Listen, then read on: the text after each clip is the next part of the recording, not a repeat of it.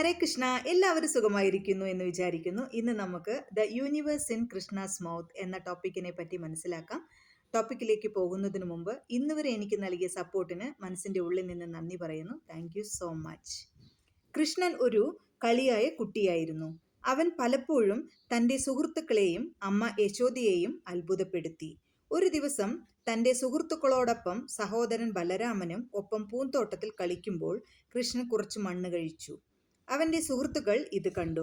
ബലരാമനോട് കൃഷ്ണനെ യശോദയുടെ അടുത്തേക്ക് കൊണ്ടുപോയി. കൃഷ്ണൻ മണ്ണു തിന്നുവെന്ന് പറഞ്ഞു. വിഷമിച്ച യശോദ കൃഷ്ണനോട് അത് സത്യമാണോ എന്ന് ചോദിച്ചു. അവൻ തലയാട്ടി ഇല്ല എന്ന് പറഞ്ഞു.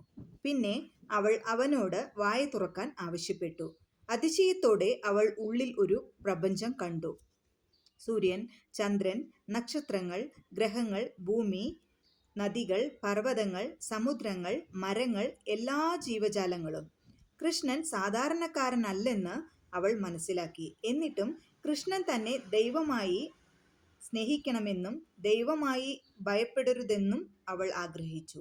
അതിനാൽ അവൻ അവളെ ദർശനം മറക്കാൻ പ്രേരിപ്പിച്ചു. യശോദ കൃഷ്ണനെ കെട്ടിപ്പിടിച്ച് തൻ്റെ കുട്ടിയെപ്പോലെ സ്നേഹിച്ചു. Thank you so much. നിങ്ങൾ ആദ്യമായിട്ടാണ് ഈ വീഡിയോ കാണുന്നത് എങ്കിൽ ലൈക്ക് ചെയ്യാനും ഷെയർ ചെയ്യാനും മറക്കരുത്.